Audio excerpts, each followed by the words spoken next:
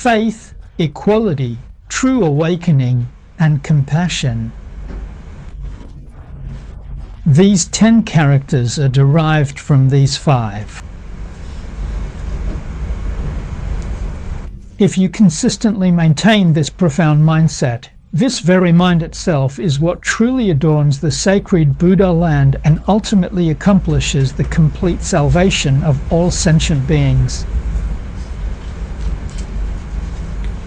When put into practice in the 4 aspects, when applied to daily life, it means seeing through, letting go, being at ease, and going along with conditions.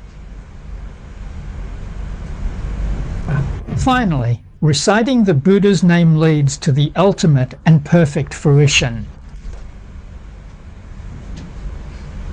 If we don't recite the Buddha's name, at best, we can only reach the state of a Bodhisattva. Reciting the Buddha's name brings you to the state of Buddhahood. That's the great perfection. It is truly the ultimate and most difficult to attain.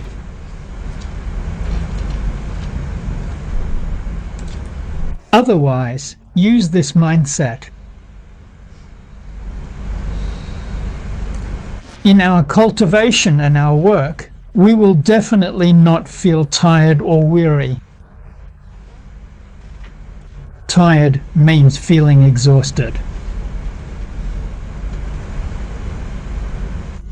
Weary means feeling fed up or impatient. Yesterday at the Lay Buddhist Association, a group of Dharma masters came and told me that they felt a sense of shame. He said, "We recite the Buddha's name for 24 hours, but the young people can't compare to the elderly ladies cultivating at the Lay Buddhist Association. The young people get tired by midnight, their whole bodies feel off, and they can't keep going, but those elderly ladies keep walking around reciting the Buddha's name, still chanting until dawn, and they don't feel tired at all. After dawn, they even go sweep the floor and clean up the environment." After seeing this, she said she felt really upset inside, that we can't compare to them. Why can't you compare to her? It's because you have distracting thoughts, but she doesn't. Your mind isn't pure, but hers is. When you recite the Buddha's name for a long time, you start to feel annoyed inside, so your whole body feels off. But she feels Dharma joy. She's incredibly happy. The more she recites, happier, more energetic, and more spirited. This is absolutely true. So when someone truly attains meditative concentration, they never feel tired or weary. A person who has achieved meditative concentration can even go without sleep.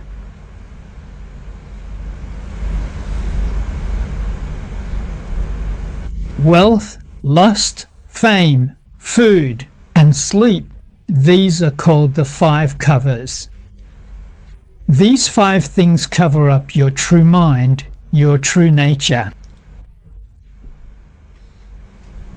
This cover is an obstacle. It blocks you, so your true nature can't function. That's why I told him yesterday, you must cultivate a pure mind. A pure mind can achieve this goal. The Buddha tells us in the Sutras, if you focus your mind wholeheartedly on one thing, there is nothing you cannot accomplish. Now, this is talking about ordinary people, not sages, not those who study Buddhism.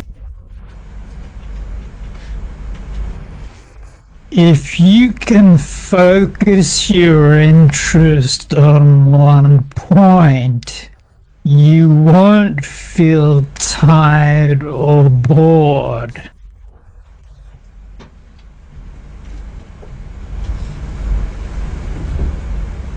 You can even go beyond your usual limits and achieve more. Consider, for instance, an individual who possesses a profound and enduring passion for reading as a quintessential example.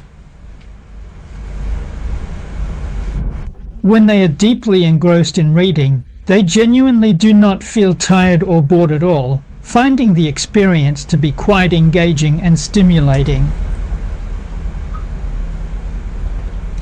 Dedicated scientists, when they are deeply engrossed in their research within the confines of the laboratory, frequently become so absorbed that they often forget to take breaks for essential activities like eating and sleeping. They forget about meals and even forget to sleep. So, what is that? That's where their interest lies. Anyone can achieve this. We've also heard that Napoleon of France used to sleep only 2 hours a day.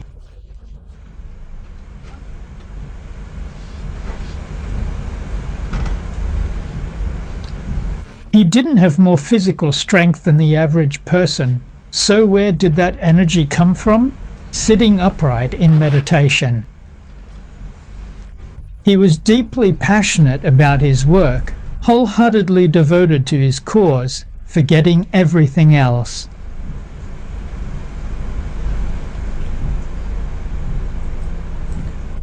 Even ordinary people in the world can do this, let alone those who cultivate the way. When cultivators enter into deep meditation, it's not the same as sleeping. If someone sits cross-legged in meditation and falls asleep, they'll look quite awkward while sleeping. Why is that? Usually, their head and feet curl up together. That's what sleeping looks like. If his body remains upright while in deep meditation, then he is not sleeping. Within his meditative state, he experiences realm. He's not asleep. He's aware. So if you want to bring him out of meditation, gently strike a bell 3 times near his ear, and he'll come out.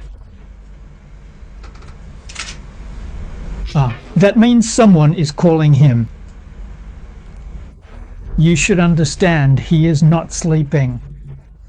When meditating, if someone snores and their head and feet are touching, they are dozing off.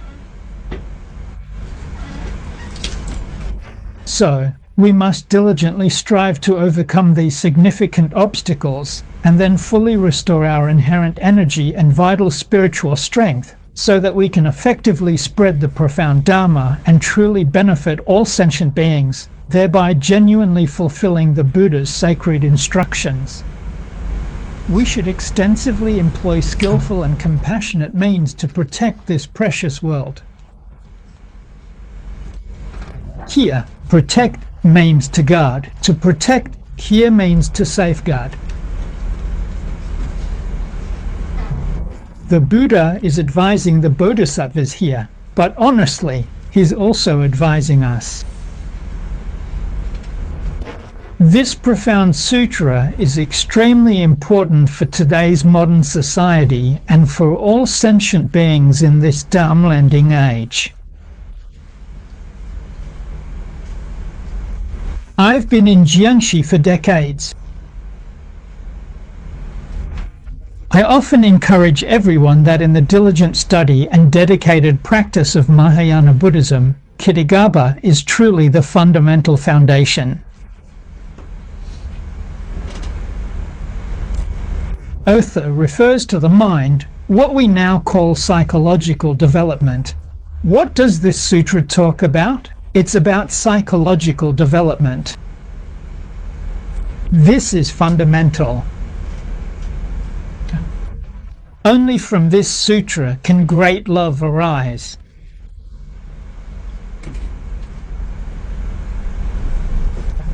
People nowadays talk about universal love. The term universal love actually appears in the Infinite Life Sutra. In Buddhism, we talk about great compassion and loving kindness. Where does this great compassion come from? It comes from this sutra. So this sutra is fundamental. The content of this sutra is about filial piety and integrity. It is based on the foundation of filial devotion. All dharmas arise from filial piety.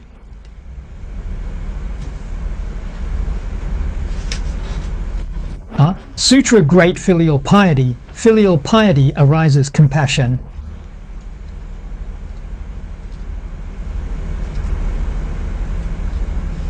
From compassion, wisdom is born. Compassion is merit, and merit brings clarity to the mind. Only from wisdom can one truly give rise to a great mind, universally saving all sentient beings, helping all beings attain nirvana. Nirvana is real, not fake. Nirvana is neither birth nor death. The profound meaning of nirvana is often understood as the ultimate state of perfection, a complete and absolute absence of even the slightest deficiency or imperfection. So the Buddha here truly and indeed urges everyone to widely employ skillful means and methods and techniques.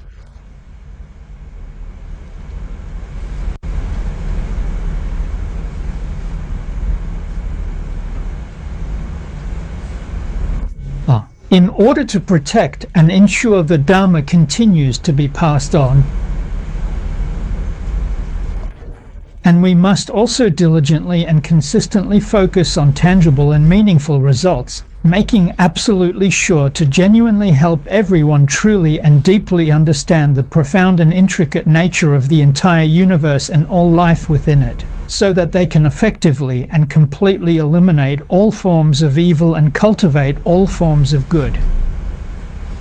To never, ever fall into the three evil paths. To escape the sea of suffering. So in this era, if you truly want to leave suffering behind and attain happiness, never regressing again, then you must seek rebirth in the Pure Land. If you don't seek rebirth in the Pure Land, even at the level of a Bodhisattva, there is still the risk of regressing, and this regression is a very serious problem. This is the reason why we are encouraged to recite the Buddha's name. Please look at the sutra text.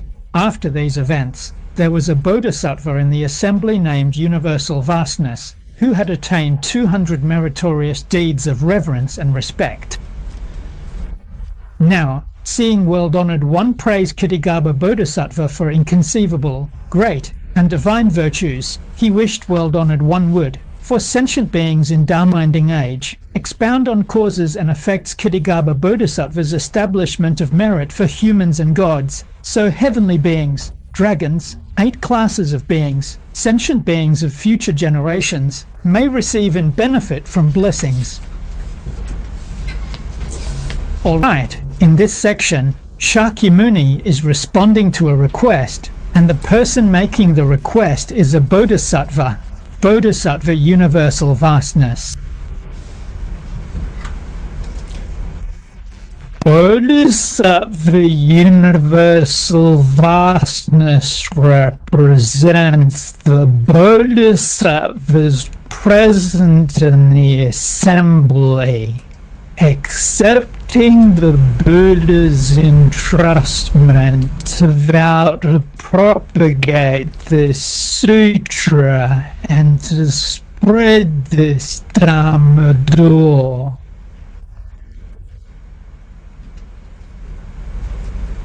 He is currently acting as their official and designated representative in this important matter. In this capacity, the profound meaning contained within the Bodhisattva's name corresponds to the Buddha emitting life and proclaiming with a great voice. They all share the very same intent. You see, Pu is universal. It means to reach everywhere. Guang means vast, boundless, without limits.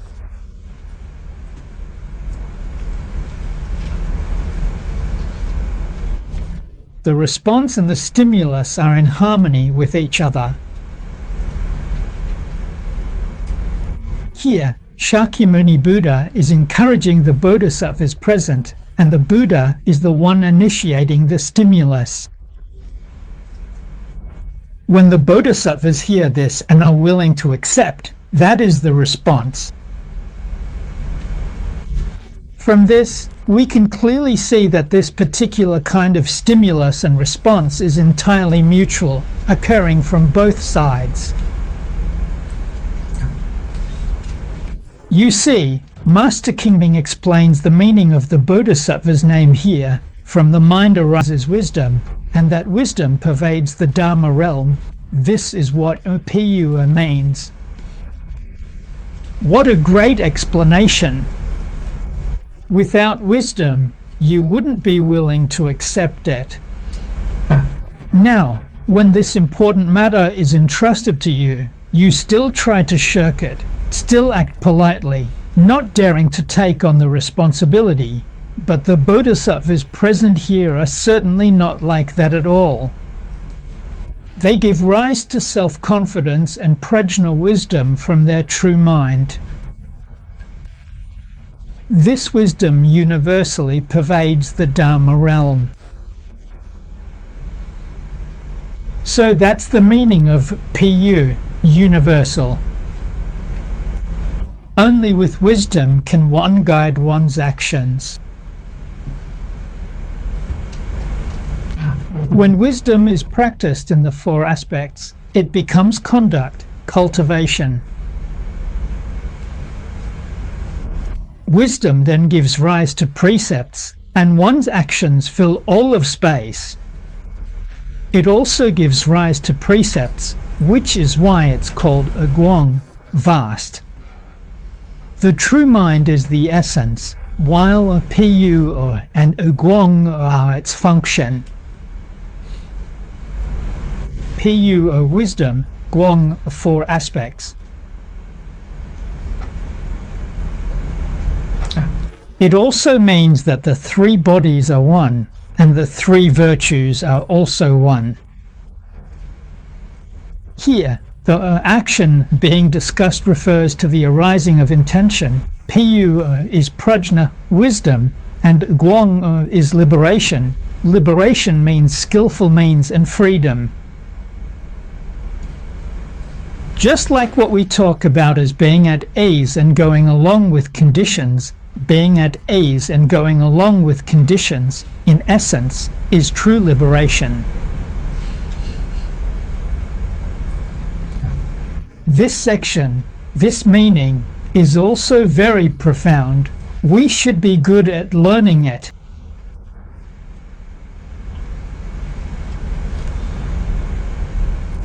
In Buddhism, it's always about revealing the truth. And what is the truth? It is absolutely not to be attached to the idea of a self that is born and dies.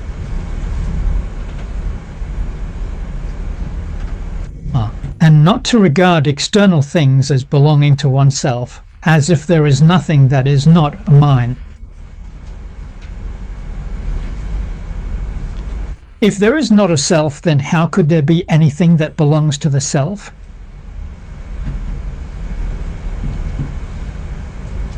Only then are you truly awakened, and you can let go of both the self and what belongs to the self. But letting go is not easy. Why can't we let go? It's because you haven't really understood this principle and the true reality. If you truly understood and saw it clearly, you would actually enjoy letting go.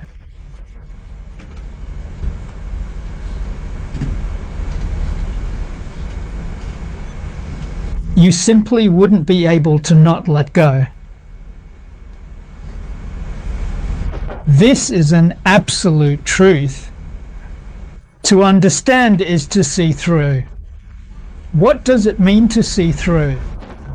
It means you have become clear and understood the causes and effects of the four conditions. So you are able to let go of everything.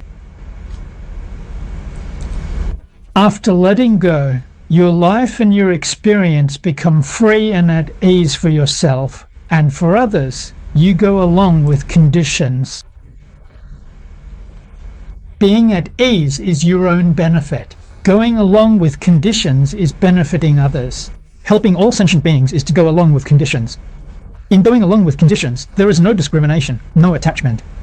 If there is discrimination and attachment, that is not going along with conditions. That is called clinging to conditions.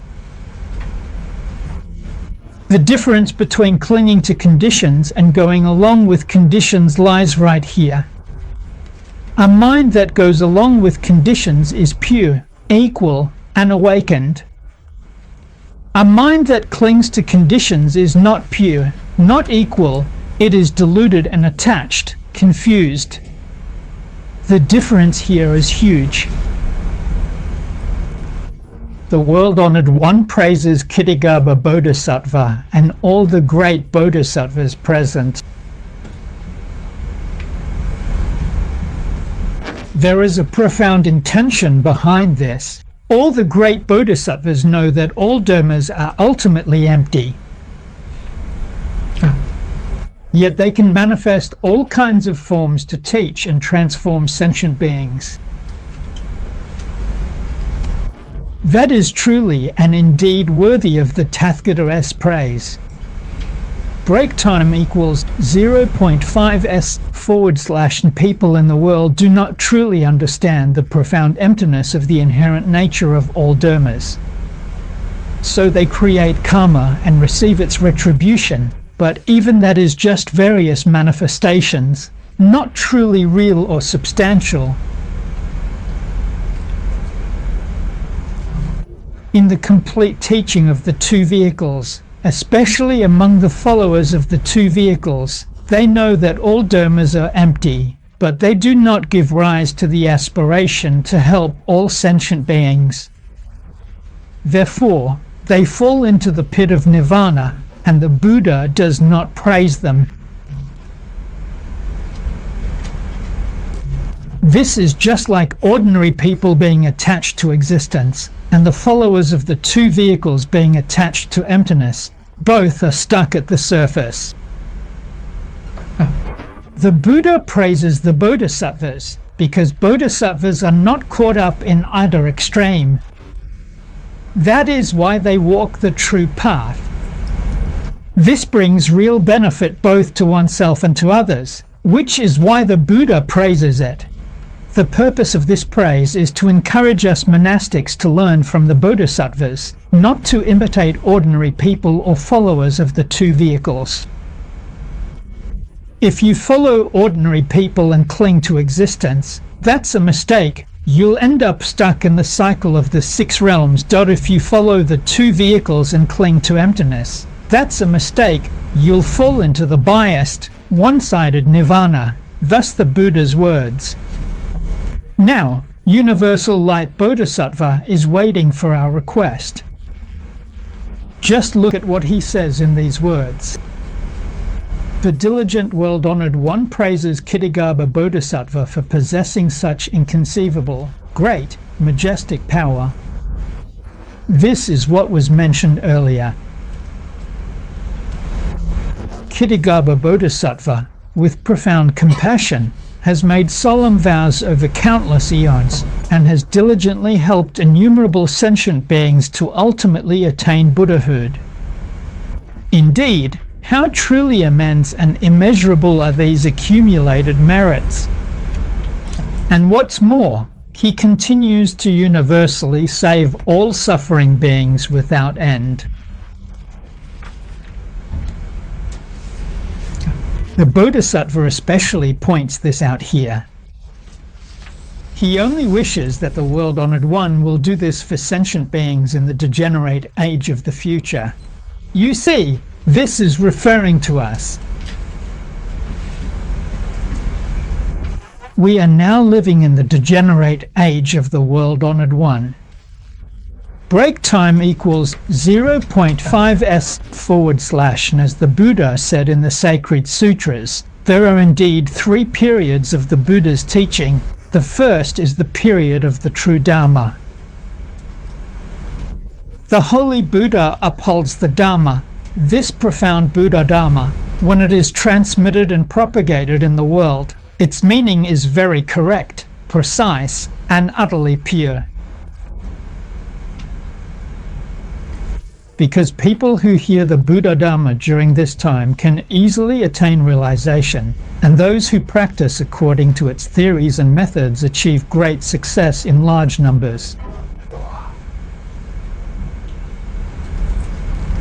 The Buddha said that this period of time lasts for 1,000 years. You can clearly see, when we talk about profound influence today, the Buddha's teachings have had such a deeply significant and incredibly far-reaching impact on all sentient beings. Within that 1,000 years, anyone who came into contact with the Buddha Dharma could cultivate and attain realization. Just imagine how great influence was. But what about the second millennium? The influence was a bit weaker. The Buddha Dharma gradually lost its purity and became what is called the Dharma of resemblance. Resemblance means it's no longer pure and genuine, it only looks similar. Practitioners could no longer attain realization as before. It became much rarer. There were still many people practicing meditation, following these methods to meditate and develop wisdom. This was during the Dharma of resemblance period. The age of the degenerate Dharma began, which is the period after 2,000 years following the Buddha's passing. It continued on for 10,000 years, so the Buddha's Dharma, that is, the influence of Buddhism on sentient beings, lasts a total of 12,000 years. The last 10,000 years are known as the age of the degenerate Dharma. During this time, the influence gradually and steadily declines. We can see this from history, so when it comes to studying and spreading the Buddha's teachings, as people often say, each generation is not as good as the last. There are reasons for this. But even though each generation declines, does Buddhism still have its peaks during the age of the degenerate Dharma? Yes, it does. There are both peaks and troughs. Why is that? This is what is meant by a people can carry the way, not the way carrying people. If, in this current era, there are truly great and dedicated lay practitioners who genuinely awaken, who deeply understand, who diligently practice according to the sacred teachings, and who wholeheartedly dedicate themselves to spreading the profound Dharma, then Buddhism will undoubtedly flourish and thrive. But if, in this era and in this region, no one is spreading the teachings, and no one is truly practicing according to the Dharma, then Buddhism will decline in this time. So it's clear that the rise and fall depends on people, not on the teachings themselves. So, the Buddha told us that within these 10,000 years, there will indeed be ups and downs. When I first started learning, Master Zhong Anjia told me and encouraged me not to lose heart. He said that Buddhism doesn't just keep declining. It's not like that. There are times when it rises again. This shows that everything depends on human effort. Once we understand this principle, we should make a vow and set our intention.